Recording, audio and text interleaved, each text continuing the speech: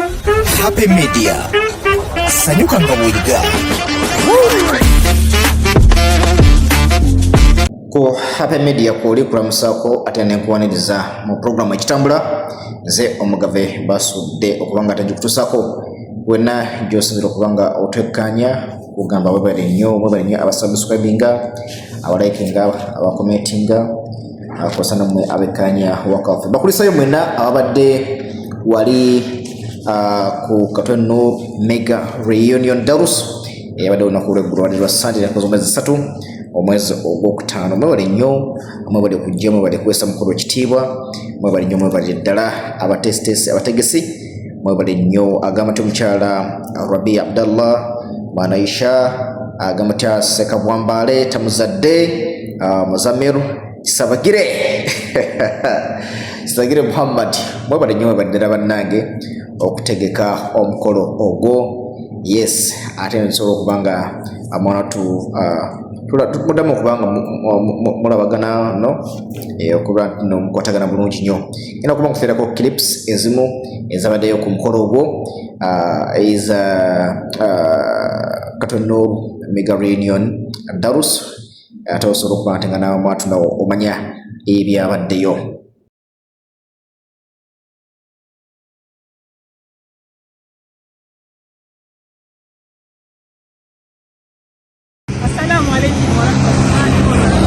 Welcome to Happy Media Uganda. Today we are here at our mighty school, Katono Senior Secondary School, and we are here for the Mega Reunion Darus of the old students of Katono Senior Secondary School. We are here to talk about our mental health thing.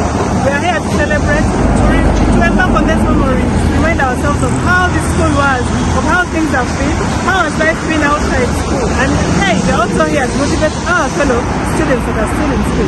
So wherever you are, please don't miss out. Come now katikati ekimerewe ekiri parking eri solid buli kimu kiri steady. So twanyiza ro Katono Senior Secondary School.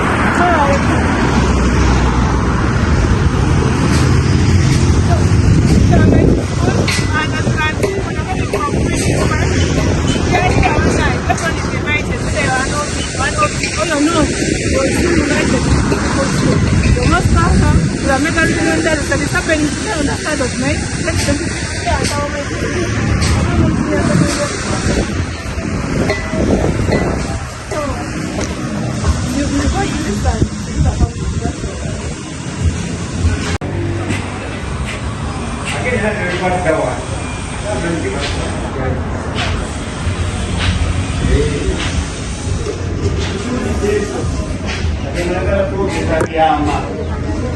Kakati tuwasoma mukaga tulina basomesa bamala okitegeera nga tebawera nga sasekyobala bwemuzenye esomesa okitegeere mukonotobimanyi nga nze nesomesa oluwalabu mukadde woono nga bwansaasiramu ate nalina kirasi gyalina okusomesa gajja nankwatamu katono nga mpawo ebigambo Shema Nisuru yamala kujja oli yali yasomedde Pakistan wamujjukira Manusuru wamayi njo kutumaina ekyafayo ekyamaanyi agati nze kyagenda okubagamba fe abamu njakwogera ku Faadi kuba abasinga bamumanyi Faadi twasoma wano nga tumala pulebisa ekiro wano saawa 2 nga tuluka wali ekagundi wano kibuye atumyana netukuba ekiti ekyataka nga tekumaza tulina okubeera mu kirasi naye bamanyise tutya okulabika nga tufaanana bubi nga tulina okunyirira engato ezagalira tulina okusambalako watunda amandazi wali era ffe wano twatundirako ne mu ssomero switi waliwo ebitepere bye twaleetaga omukulu ono yafuwa nnyo nga tutusa bitudde amasomero nga yagaleeta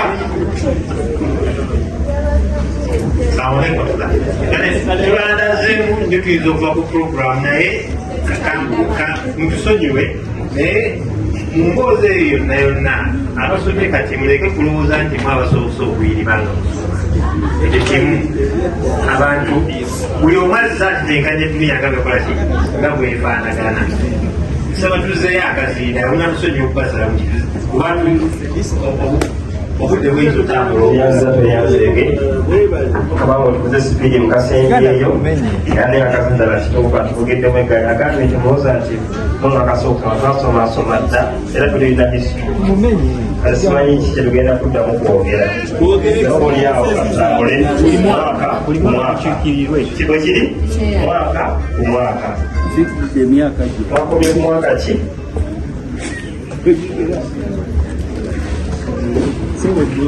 okuterezamu katono okukwanga sindalo kano ng'oyimira ogamba zeta muzadde muzamiru ali wano 2011 mpaka 2014 kuba bakigiddwa omwaka ng'otugamba nti aba 2014 nga nabo beeyanjula oti otugulira experience nga tubaleeza inshallah taala wali si wali. Assalamu alaikum. Wata maisi namula wata kuwaja kali wali mtuwa tugenda kuyimirira otweyanjulire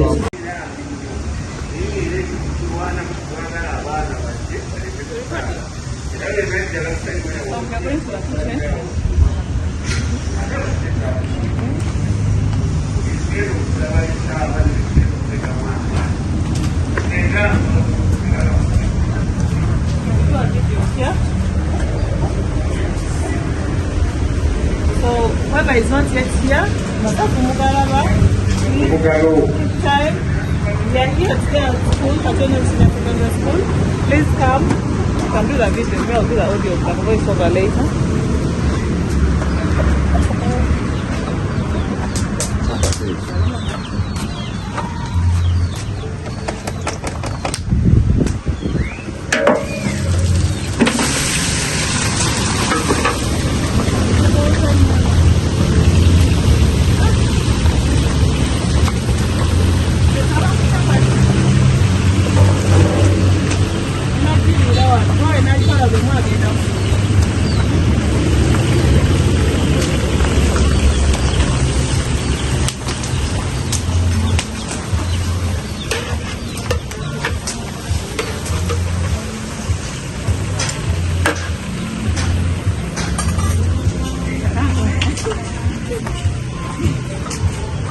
Kale program ekitambula mutuli nakutegeeza kino video zino zeeta okulaba kino atukuvaganya ebirowoozo kimanyi mba mwazirabye naye yes kusaba ogumiikiriza bubeerenga abantu kintu kikulu nnyo osobola okuba nga oteeka ekirowoozo kyo mu comment section esobola okuba nga tetambula ffenna.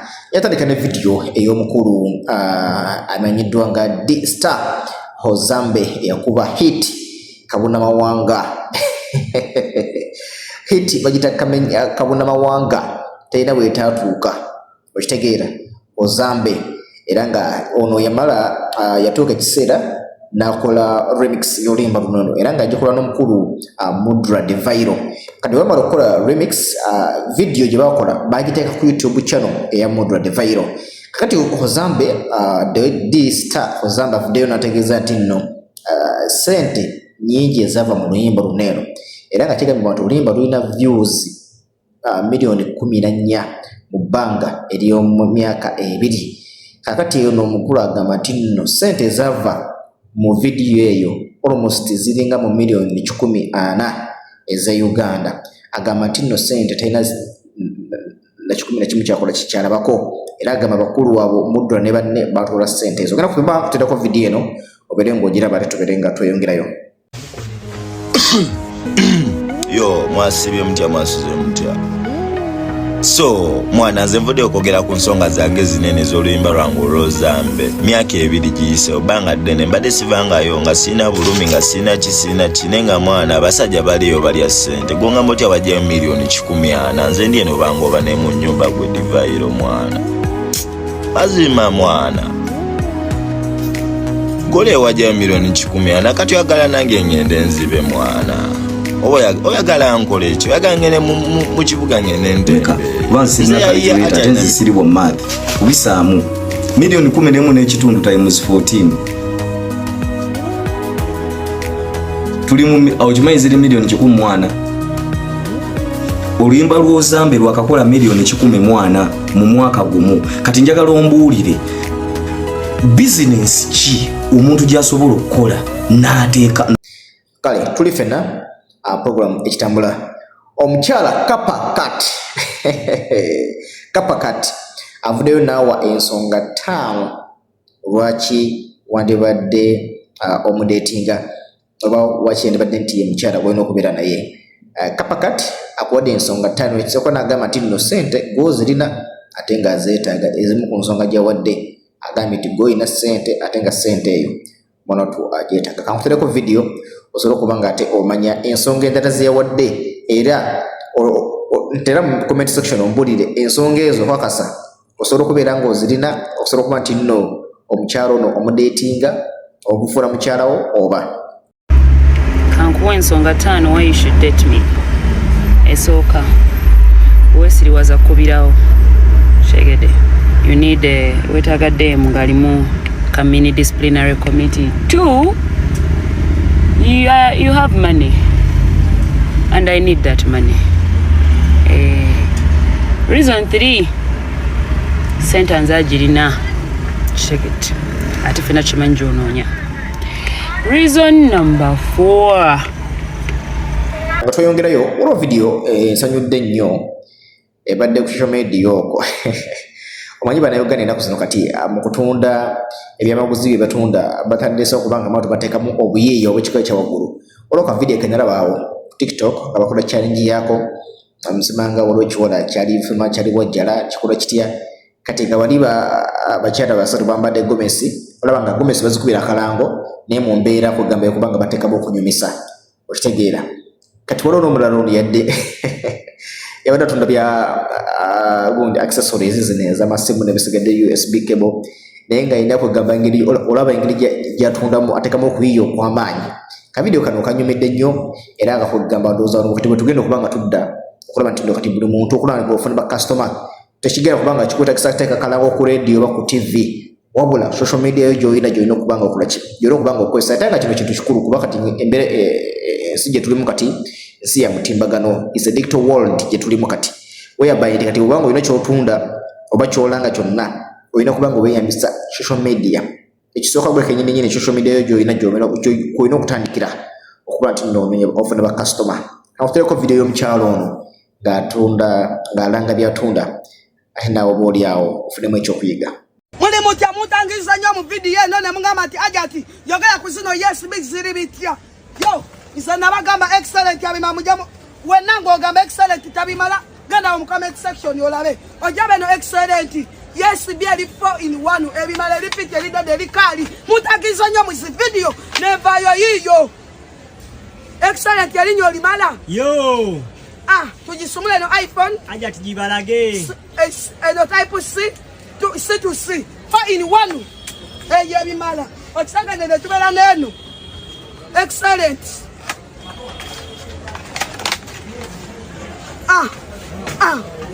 Stegela bablaza muli mutya wakwani iti nyo Stegela eyo mukiraba waba buno bukola butya baba wakana mwana bano okitegeera mubiri temudamu mukuntagi nga mu video zamwe buno buyesi bumalayo okitegeera excellent yali kwalali yali ku kituufu yabimala temudamu kuntaginga mu video zamwe tezikwatako okitegeera sabalaga buno Addison mubalasa bulungi muzanyo Addison bamukyupula takyakola yakoddala bajja ne bamukyupula ne bamwonoona wuno Addison amala wuno twamuleta mu excellent yo kabalage yes bya bipiti elikali elidede ali muki namuyagaza bingi ali muki ali mu oligino yo ogiraba Addison bamukyupula kyokka temumala imbagamba ezimala wezi mutaginga temunja okanya n'abantu yiye eryoligino excellent wuyo amanda gago isizo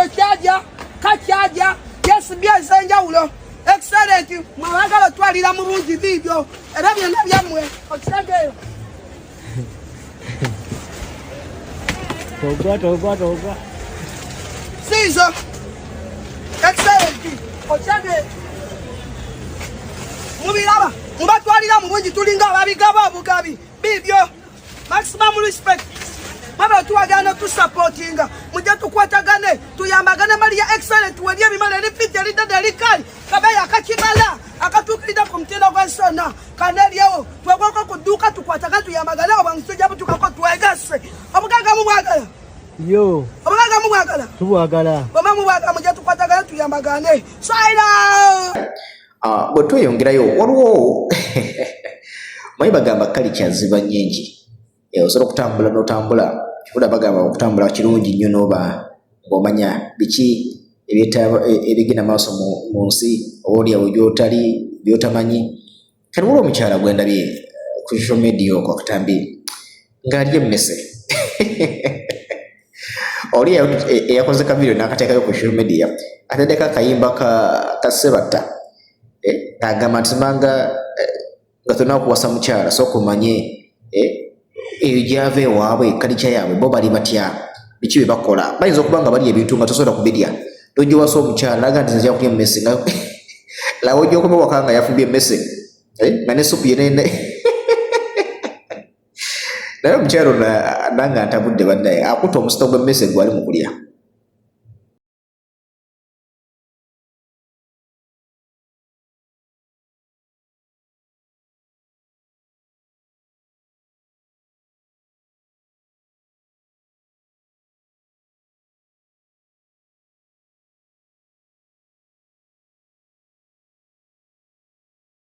Kale batweyongerayo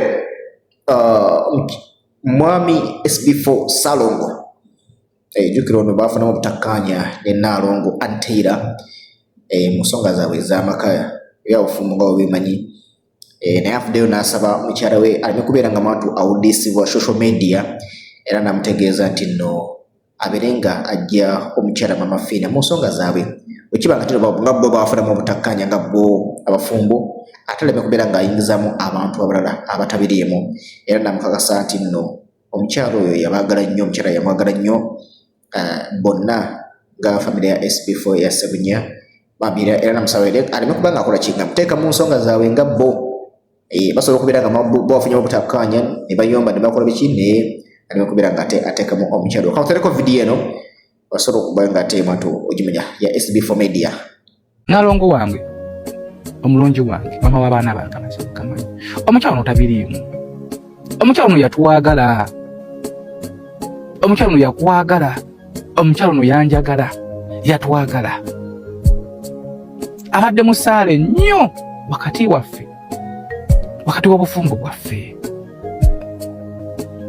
nengera babuloga nga bamukolerako content ba YouTube abe yali ayambyeko nga bamukolerako content ofuna views nenga amazima bagamanyi kana kaseera kempitamu oba kaseera ketulimu kakaseera buseera bigenda kugwa naye gwe abadde akola content abadde awana Nalongo mu comment section mumuwanye amazima bamuligamanya kuba nze sigenda kuvaayo kwogera kino oba kino nzigenda kusigala mpa mukyala wange ekitiibwa yanfudde taata namwekyo sigenda kuvaayo kugamba nti oba kino obulewo yetasobola controllinga n'abaako ne byayogera muleme bizimbulukusa ate Nalongo wange abantu bagamba amazima nze nkuwa ekitiibwa era kino nkirala tolinda bawo nga nvuddeyo gamba nti Nalongo kino oba kino kuba nfula taata ate bano abaana bagenda kukula ebintu bagenda kubiraba mwaba muwaana era kati single mother temumanyi bingi byasirikidde ng'omukyala naye oba olya bino biri wakati waffe nze naye Nalongo abantu bali mu kubuzaabuza bali mu kusundasunda bali mu kuwaanawaana naye amazima ogamanyi mbadde nsaba tebakukozesa ensobi bizinesi tekukozesa ensobi kubanga bizinesi nyingi tuzikoze weewo nezemererwa bizinesi tekukozesa ensobi bana bakuwana wana babuma amafina baza nakutakuwa yadde omwana omu okujja okusomera ku ssomero eryo. Ngenda okutwala okwetonda kwange eri taata wange abadde taata kale nga tumaliriza olwo video simanyi video nange newunyisiza era abantu mangi bali mu kujogerako nga bagamba nti omukulu president w'eggwanga Uganda Yoweri Kaguta Museveni generali abadde alina waayita naye nga waayita ekkubo liri wansi kati nga waayita waliwo engeri yaka flyover waliwo ekkubo eriri waggulu kati nga bantu beebuuza nti bwe kiba nti omukulu ayita wansi wansi tegeeza wali cleared asobola okuyitawo nga tewali kimutataganyiza kati ate waki waggulu ate yo gyatali mu kuyita ku flyover eno ewali ekkubo eryo eriri waggulu waki ate emmotoka bazisibye zireme kubeera nga zikola nga zitambula wegamba abantu tebakategedde ako abantu tebakategedde naye oba oli awo. My fellow Ugandans, I'm calling you guys. We are going on a strike. This government has to be serious. You know, I just came from Sudan right now, South Sudan. And I found they removed my Chikommando guy. They removed his stall. Telling me shit, what? We can't allow stalls around the road. Bro, the main problem with this country is not Chikommando people, my friend. You guys are doing a mistake. You're causing riots. These people have looked after us for a long time. You will see us joining this riot, whether you're South Sudanese. Go, you know how Chikommando people? Go, you guys need to be serious, man. This is the thing that hurt me most, man. Imagine I came from Sudan and not eat Chikommando. I'm saving my appetite for here. Then I come, you removed him. Huh? Are you guys stupid, man? Bro, you guys need to fix it or we're going on a riot. We're going on a riot. I'm going to sponsor the riot.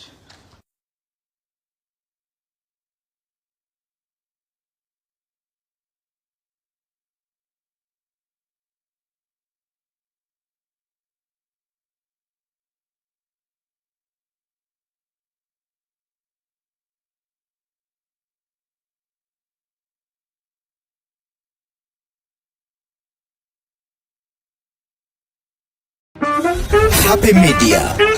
Sanyuka nga bw'oliga.